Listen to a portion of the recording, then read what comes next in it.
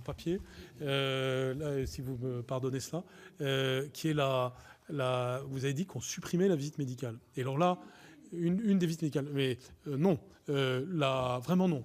Et là, je ne voudrais pas que ça fait partie.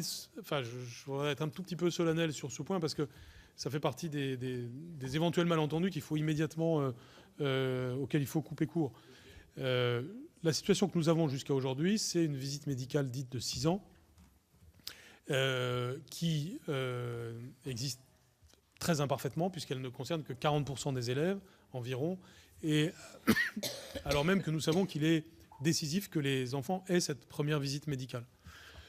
Nous avons pris un engagement avec Agnès Buzyn qui est un engagement très difficile à tenir, très compliqué, mais qui devient pour nous maintenant quelque chose de très prioritaire, qui est de réussir à ce que cette visite médicale soit réalisée à 100%, avec une attention toute particulière aux territoires les plus défavorisés, là où les enfants ne verront peut-être parfois jamais un médecin s'ils ne le voient pas à l'école.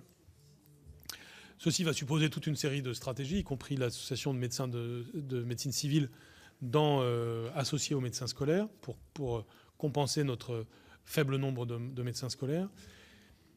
En tout cas, nous nous fixons d'y arriver. Et ce que nous avons dit, c'est qu'au lieu que ce soit à 6 ans, nous avons été encore plus exigeants avec nous-mêmes, ce serait à 3 et 4 ans. Autrement dit, le plus tôt possible. Parce que nous savons bien que détecter un problème d'ouïe, détecter un problème de vue, etc., plus c'est fait tôt, mieux c'est. Donc, on ne peut certainement pas dire que nous supprimons la visite médicale 6 ans. C'est la même visite médicale, si je puis dire, sauf que nous la faisons de façon plus universelle et de manière avancée, parce que nous voulons être le plus possible en prévention des problèmes des enfants. Donc c'est vraiment ça la mesure.